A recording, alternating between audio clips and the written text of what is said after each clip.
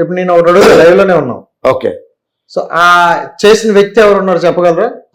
ఇంకోటి చేసిన వ్యక్తి ఇంకోటి తెలుసా, ఇంకోటి 58 to 60 lakhs వేరే వాళ్ళు కూడా చేసినాం. అవసరం వాళ్ళు కూడా ఒకసారి మాట్లాడి, వీళ్ళు కూడా మాట్లాడేసి ఇద్దరు మాట్లాడిస్తాను. నేను నా ఫోన్ మాట్లాడించండి, నా ఫోన్లోకి వెళ్ళి మాట్లాడగలను చేస్తాను.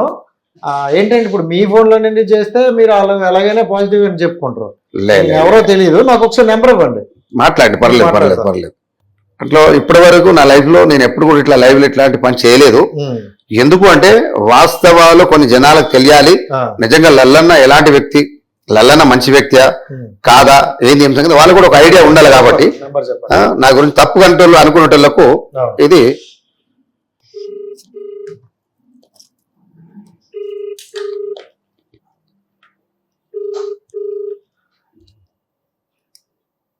హలో అన్న, నమస్తే అన్న. నా పేరు రాజేష్ అన్న. యాక్చువల్లీ జితేంద్ర అన్న మీరు? ఏం లేదన్నా, మాకు చిన్న ప్రాబ్లం ఒకటి ఉందన్న. యాక్చువల్లీ ల్యాండ్ సెటిల్మెంట్ది. అయితే దాని గురించి మేము ఎవరి దగ్గరికి వెళ్దాం ఏంటి అని అడుగుతుంటే ఒక వ్యక్తి ఇలా లాలాపేటలలో అన్న దగ్గరికి ఒక మనకు తెలిసిన వాళ్ళు వెళ్ళారు. జితేంద్ర అనే ఒక అబ్బాయి, వాళ్ళకి బాగానే న్యాయం జరిగింది అని అన్నారు అనమాట. నిజమే అన్నది అంటే దాని గురించి ఒకసారి ఏమైనా చెప్పగలరన్నా? ఉన్నది వాస్తవంలో ఉన్నది చెప్తాను. ఓకే ఓకే అన్న. యాక్చువల్గా అయితే అన్న కూడా మాకు డైరెక్ట్ కాకుండా ఒక వేరే వాళ్ళ త్రూ నుంచి మాకు పరిచయం అన్న. Okay okay. అది యాక్చువల్ గా ఎట్లా అంటే వేరే వాళ్ళకి కూడా కొంచెం న్యాయం జరిగింది వాళ్ళ దగ్గర. ఓకే. జరిగితే మాకు ఇట్లా జరిగింది ఇది ఇట్లా అంటే అన్న పలానా మల్లన్న దగ్గరికి వెళ్ళాను అలా పెట్టు తన క్యారీపై చేశారు మొత్తం అని చెప్పారు అన్నారు. అంటే పేద వాళ్ళకి కొంచెం ఎక్కువ ఇది ఇస్తాడు. కాదన్నా అన్న మాకు మా ప్రాబ్లం ఏంటన్నా అంటే ఎవరి దగ్గరికి వెళ్దు అంటే వాళ్ళు ఏంటంటే మనం అమౌంట్ ఎంత అయితే అంత సగం తీసుకుంటారు అంటారు. ఇప్పుడు నాకు ఒక 6 లక్షలు ఒకరు ఇవ్వాలన్నా, అయితే వెళ్తే 3 లక్షలు వాళ్ళు తీసేసుకుంటారు, 3 లక్షలు ఇప్పిస్తారు అని అంటారు అనమాట. సో ఇలా ఏమైనా మధ్యలో ఉండి తీసుకోవడం ఉంటుందన్నా? మాకు అటువంటి ఏం లేదన్నా. అన్న దగ్గరికి వస్తే మాకు సెటిల్మెంట్ క్లారిటీగా అయింది. నాకు వస్తే ఏంటంటే యాక్చువల్ గా అతను మాకు ఒకరు 40 lakhs ఇస్తే 1 CR ఇస్తా అని చెప్పి ఒకరు మోసం చేసేసారు. ఓకే, 40 lakhs ఇస్తే 1 CR ఇస్తారని చెప్పి మాకు మోసం చేశాడు. Okay okay. మా వాళ్ళు పెట్టేశారు లేడీస్. ఓకే. పెడితే ఇక మేము చాలా దగ్గర తిరిగినాం, మా ఇంటికి తిరిగినాం, మాకు వాడు దొరకలేడు, ఫోన్ నెంబర్ బ్లాక్ చేసేసాడు, చాలా చేసేసాడు. మేము ఎక్కిపోయినాడు. దాని తర్వాత ఇట్లా చెప్తే అన్న అప్రోచ్ అయినాం. మేము అన్నను అప్రోచ్ అయ్యి మొత్తం డీటెయిల్స్ అవన్నీ స్టేట్మెంట్స్ ఇవన్నీ చూపెట్టాం. మేము చూపెడితే అన్న సరే ఎక్కడ ఉంటాడు వాడు అంటే ఫలానా ప్లేస్ అని చెప్పినాం అన్న. అంటే సరే అని అన్న సరే వెళ్దామా రేపు ఒకసారి రండి ఆఫీస్కి అని చెప్తే ఆఫీస్కి వచ్చినాము. ఆఫీస్కి వస్తే అన్న పిల్లలు ఉన్నారు, నెంబర్ మేము వెళ్ళాము, ఇల్లు చూపెట్టినాం. ఇల్లు చూపెడితే ఆ రోజు లేడు. నెక్స్ట్ డే అన్ననే వెళ్ళాడు,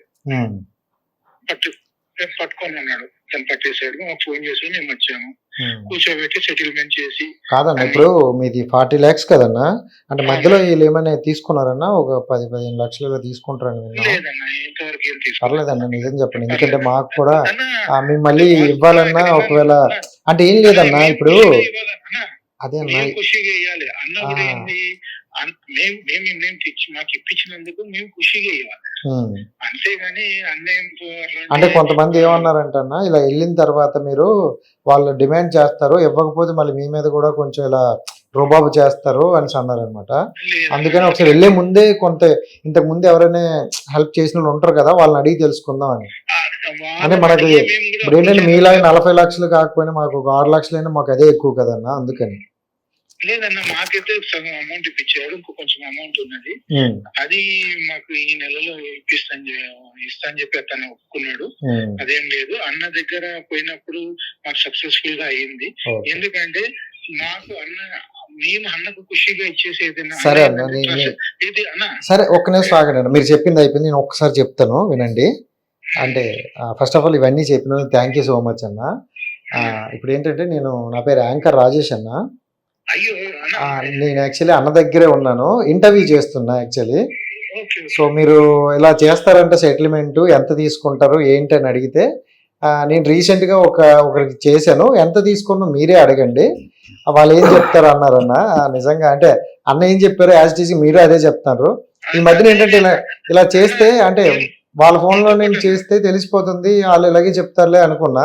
అన్న ఇంకొకటి అన్న అన్న అన్న అన్న కూడా మేము అంటే మేము హెల్ప్ ప్రెజర్ గా మేము ఇస్తే అన్న కూడా ఏమన్నా ఒక ట్రస్ట్ కి థ్యాంక్ యూ అన్న. ఒక ట్రస్ట్ ఉన్నది అన్నది వాళ్ళది. ఒక ట్రస్ట్ కు ఇచ్చేస్తే వాళ్ళకు గరీబ్ వాళ్ళ పిల్లలు ఉన్నారు అక్కడ పెట్టే అక్కడ ఇవ్వాలని చెప్పారు. థ్యాంక్ యూ అన్న. ఇగో ఒకసారి అన్నతో మాట్లాడండి, ఇస్తాను. హలో అన్న నమస్తే అన్న. నమస్తే నమస్తే నిషాన్ భాయ్ బావరా? నమస్తే అన్న, థ్యాంక్ యూ సో మచ్ అన్న. మీరు మమ్మల్ని ఆదుకున్నారు. మీరు నేను ఆదుకునేముంది, మీ టైం బాగుంది, మీ డబ్బులు వేరేళ్ళకి వెళ్ళినాయి, మళ్ళీ మీ డబ్బులు మీకు రావాలని రాసి పెట్టిరు. కొంచెం కష్టపడింది, కాకపోతే ఏంటంటే మీరు ఒక దేవుడి రూపం అన్న. అట్లేం లేదు. కాకపోతే ఏంటంటే నా అదృష్టంగా భావిస్తాను. ఎందుకంటే ఇప్పుడు నాకంటే సిటీలో పెద్ద పెద్ద కట్అవుట్లు ఉంటారు, పైల్వాన్స్ ఉంటారు, పెద్ద పెద్ద రౌడీ షీటర్స్ ఉంటారు, వీళ్ళందరూ కూడా ఎంతో మంది ఉంటారు.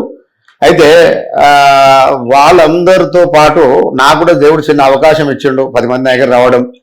నేను కూడా నా నుంచి అయినంత మటుకు ఎవరికైనా గరీబులకు ఎవరికైనా మోసం చేసిన వాళ్ళకు ఏదైనా హెల్ప్ చేయడము నా అదృష్టంగా భావిస్తున్నా. వైజా పట్ల ఏం లేదు. అది వాస్తవంగా మేము ఇదే మీ దగ్గరకు వచ్చామన్నా. Thank you brother, thank you. అది ఆల్మోస్ట్ నాకు తెలిసి నాకు ఇంకో 3-4 రోజుల లోపల అది మొత్తం కూడా కంప్లీట్ అయిపోతుంది. అయిపోతుంది. నేను ఫోన్ చేసిన, పొద్దుగాల ఫోన్ చేసిన, ఇప్పుడు వచ్చే మండే రోజు మిగతాది ఇచ్చేస్తాను సార్ అని చెప్పిండు. మిగతా అయితే అమౌంట్ వచ్చేసింది కదా. Right, thank you brother. Okay, మాట్లాడండి సార్ దగ్గర. థ్యాంక్ యూ అన్న, నేను మళ్ళీ చేస్తాను. Thank you. సూపర్ అన్న. అంటే నేనైతే నిజంగా చెప్తున్నా, కొన్ని నమ్మలేదు, ఇక్కడికి వచ్చిన వరకు కొన్ని నమ్మలేదు. అంటే అందరూ అలాగే అంటారు, మేము చేస్తామంటారు, ఫైనల్గా వచ్చేసరికి వాళ్ళకి కావాల్సింది వాళ్ళు తీసుకుంటారు అన్నారు. అలా ఇప్పుడు నువ్వు అంటే లైవ్ కాల్లో చూపించారు కాబట్టి నాకు నమ్మకం వచ్చింది. బట్ మనకు తెలిసిన ఒక వ్యక్తి ఉన్నారన్న, ఆయనకి ఏంటంటే వాళ్ళ ఇంటి పక్కన వాళ్ళు 40 సంవత్సరాలు 30 సంవత్సరాల నుండి ఉంటారంట. సో ఆ ఇంట్లో వేరే వాళ్ళు వచ్చి ఇది మాది, మా తాత పేరు మీద ఉందని అన్నారంట. ఒకసారి వాళ్ళ కేసు ఒకసారి మాట్లాడండి, మీకు ఏమనిపిస్తుందో ఒకసారి చెప్పండి. మాట్లాడతారా? 100% ఎందుకు మాట్లాడు. లాస్ట్ టైం కూడా నేను ఒక ఇంటర్వ్యూ చేశానన్న. ఒక ఇంటర్వ్యూలో ఒక వ్యక్తికి ఒక 2 lakhs ఇవ్వాలంటే నేను మాట్లాడా, లైవ్లో ఇచ్చేసరికి నెక్స్ట్ డేనే వాళ్ళు క్లియర్ అయిపోయి. నిజంగా అది చాలా మంది చూసి ఇది ఫేకా రియలా అన్నారు. వాళ్ళందరికీ ఏమో కానీ వచ్చినోడికి న్యాయం అయితే జరిగింది. సో అందుకే మీరు ఈ టైంలో నాకు కరెక్ట్గా దొరికారు, కలిశారు కాబట్టి నేను ఒకసారి చేస్తాను. ఓకేనా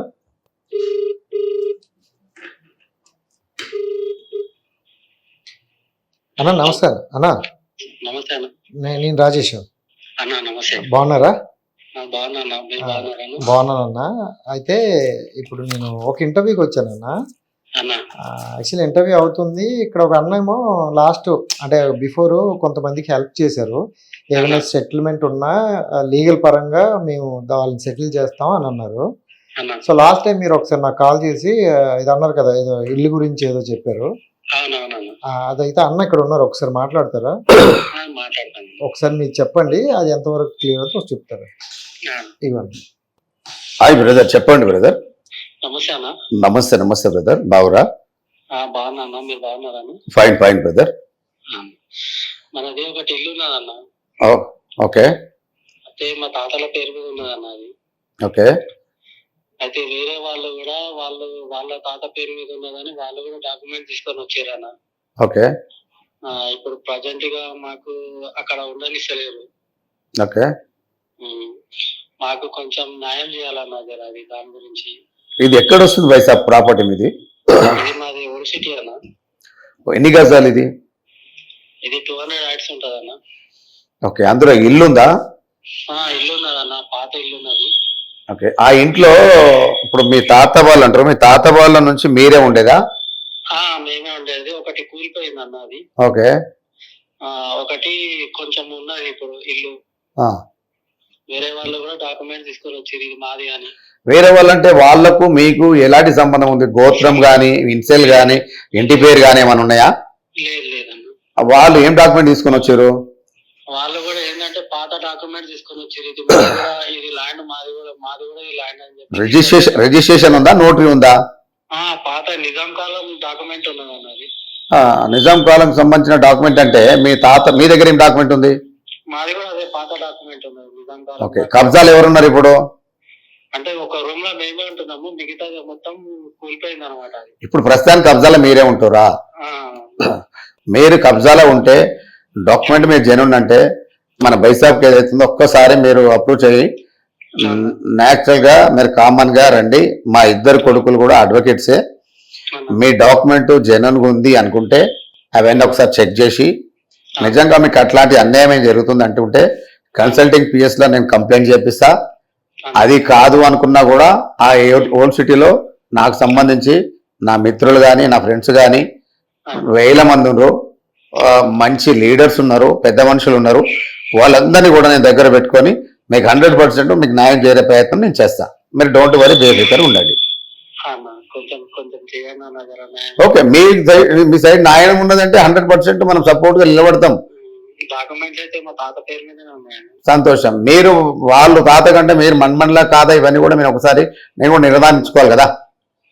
అంటే మీ దగ్గర ఏమైనా ప్రూఫ్స్ అవన్నీ ఉంటే కూడా మీరు ఏమైనా ఉంటే తీసుకొని రండి. అంటే ఎవరో వస్తున్నారంట, కొంచెం ఖాళీ చేయరా అది? మీరేం ఖాళీ చేయొద్దు, ఇంట్లోనే ఉండాలి. రెండో నేను ఒకటి చెప్తున్నా ఏంటంటే ఫస్ట్ మీరు ఏం చేస్తారంటే మిమ్మల్ని ఎవరైతే భయభ్రాంత గురి చేస్తారో, మీ ఆ ఇంట్లో కబ్జా అన్నారు కదా, మీరు కన్సల్టింగ్ పిఎస్ లో పోయి ఫస్ట్ ఒక కంప్లైంట్ చేయండి. సార్ ఇట్లా మేము ఇంట్లో ఉంటున్నాం, ఇది మా తాత ప్రాపర్టీ, ఎవరో వేరే వాళ్ళు తెలియని వ్యక్తులు వచ్చేసి ఈ ప్రాపర్టీ మాది, మీరు కాల్ చేయమంటారు అని చెప్పేసి మమ్మల్ని డిస్టర్బ్ పెడతారు సార్, కొంచెం దయచేసి మాకు న్యాయం చేయండి సార్, మాకు కొంచెం సెక్యూరిటీ ఇవ్వండి, వాళ్ళు మమ్మల్ని భయభ్రాంత గురి చేస్తారని చెప్పేసి ఒక కంప్లైంట్ రాసియండి. ఏదైనా న్యూసెన్స్ అనుకున్నప్పుడు అప్పుడు చట్టం ఎవరు చుట్టం కాదు, లా అండ్ ఆర్డర్ ఉంది తెలంగాణ రాష్ట్రంలో. ఎలాంటి మీరు వరి అవసరం లేదు. అంతకంటే ఇంకెక్కువ ఏమన్నా డిస్టర్బ్ అనిపిస్తే నా నంబర్ కూడా నేను ఇస్తా తమ్ముడు దగ్గర నంబర్ తీసుకొని ఎవరైనా వస్తే నాకు ఒకసారి వాళ్ళ దగ్గర నాకు దగ్గర డైరెక్ట్ కాంటాక్ట్ మాట్లాడండి, నేను మాట్లాడతా, ఏం వరి కాకండి. ఓకే ఓకే అన్న, నేను నెంబర్ షేర్ చేస్తా. మీరు ఏదైనా ప్రాబ్లం అయితే ఒకసారి కాంటాక్ట్ అవ్వండి. ఫ్రీ టైం వచ్చి ఒకసారి కలిసి మాట్లాడండి అన్న. ఓకేనా? సరే అన్న, bye. Thank you so much అన్న.